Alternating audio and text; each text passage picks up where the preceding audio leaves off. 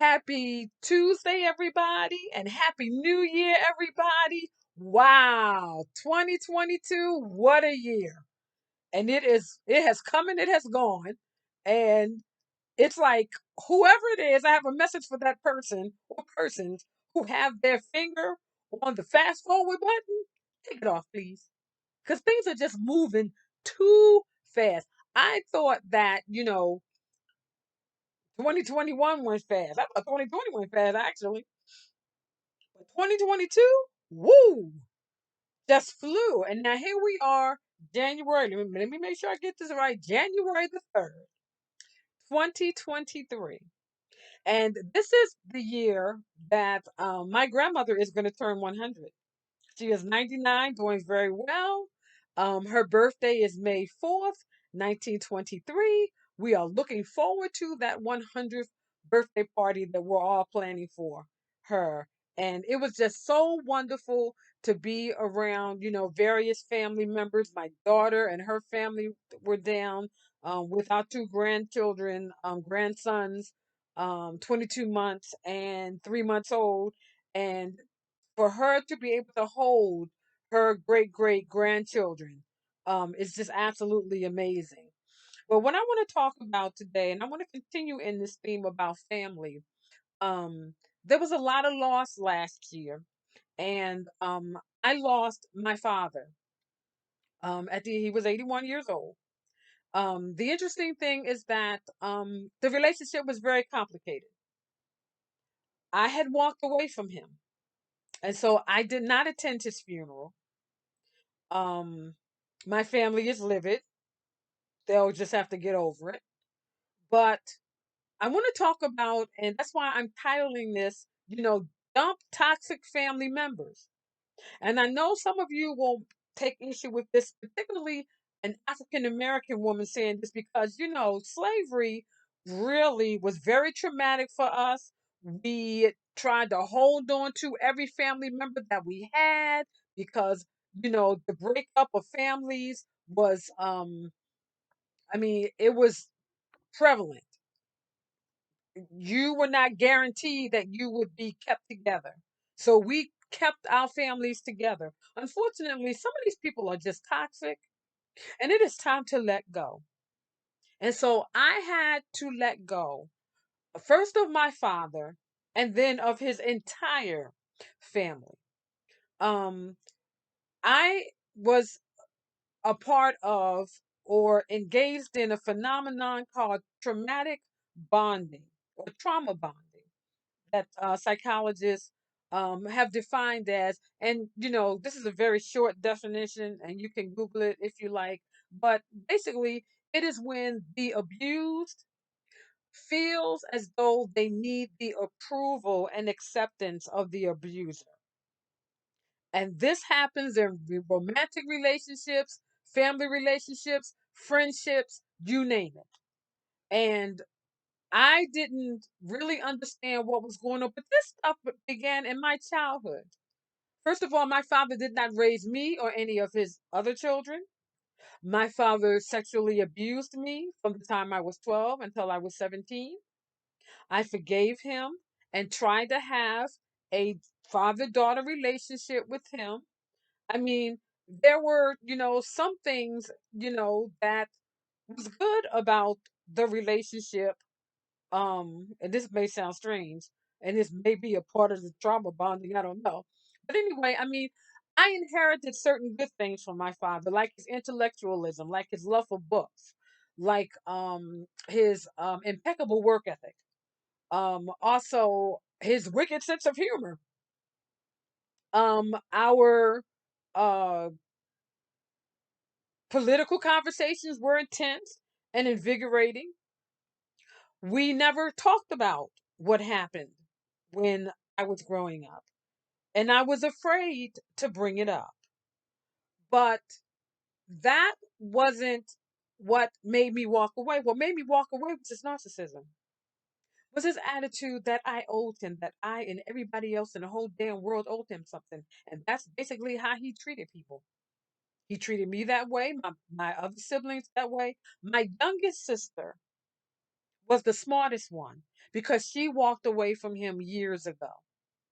I walked away from him years ago too, but then I came back. And then I walked away again and I came back. Trauma bonding. And when I came back, I apologized. I had nothing to apologize for. But again, believing that I needed my father in my life. And you know what? This whole nuclear family thing, I'm going to say it, it's just a bunch of bull crap.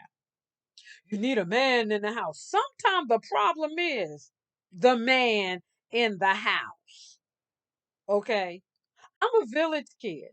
So actually, I was not raised by my mother and my father, although my mother was in my life far more and far longer than my father. But I was raised by grandparents. I was raised by cousins and uncles and school teachers and neighbors. It took a whole dang village. And thank God for all of those people because I would have fallen through the cracks.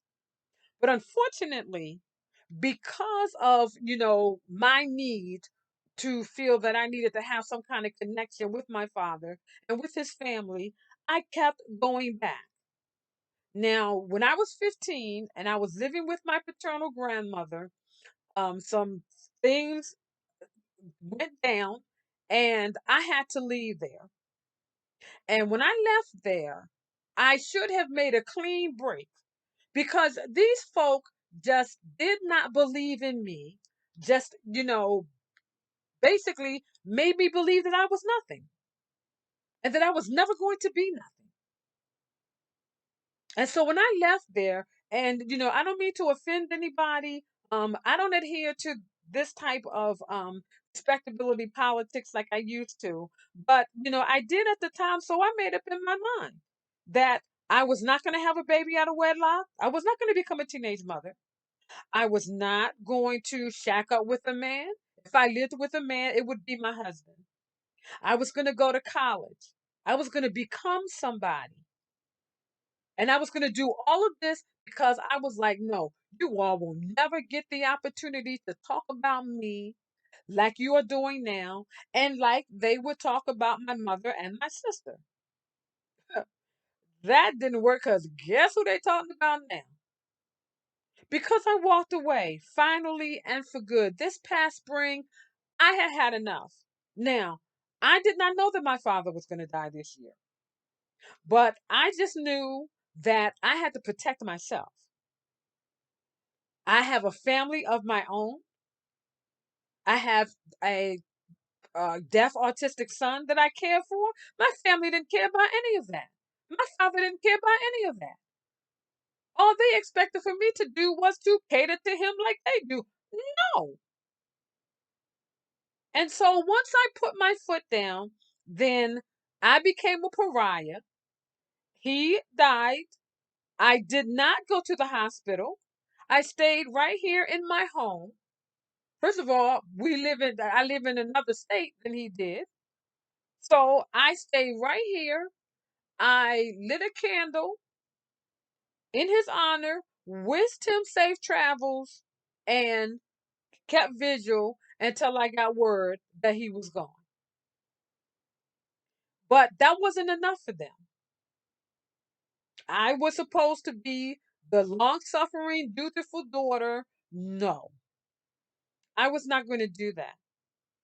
And I want to encourage any one of you who is in a toxic relationship. I don't, blood is not thicker than water, as we used to say. Just because they are blood does not give you or does not obligate you to stay connected with these people or with this particular person. Yes, Jesus said to pray for those who use you and wait a minute, I think it's who use you, something about use you and despitefully abuse you or something like that. I'm misquoting that. But he didn't say you had to stay in those toxic relationships.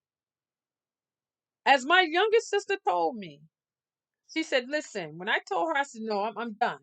I'm really, really done this time. She said, listen, she said, I know you're hurting because you care. She said, if you didn't care, you wouldn't be hurting like this. She said, but you need to pray for our Father every day. You need to forgive him every day. She said, but now that you have, drawn that line in the sand, don't cross it. And I did not. And I chose me. And you should choose you too. You don't have to stay in these types of relationships because they are family. Mm-mm, mm-mm. You don't betray yourself. You don't betray yourself. That's not love. And the most important thing, you can't love anybody unless you love you. I found that out the hard way. And here's the thing: what I have decided not to do, and Mary Mary has that have that song. I've cried my last tears last night or yesterday. Yeah, I've cried my last cry yesterday. That's me. I've cried my last cry yesterday. I'm done. And I'm going to go on and I'm going to invest and spend my time with the people who love me, who care about me, like my wonderful husband who thinks I'm the next best thing to sliced bread. And the rest of these folks, you know what? Love you, but I'm not coming around you. I don't even ask why I'm not coming around. Because you know why? I don't have to put up with this. You don't have to put up with this. So that's my little spiel for today. I'm over my time. It's supposed to be 10 minutes. I'm going to get it down to 10 minutes. But anyway, have a wonderful, wonderful evening. Happy New Year. I hope this year is just so wonderful and prosperous for all of us. Want you all to take care. I will see you soon. It's Dr. Coleman signing off. Bye bye.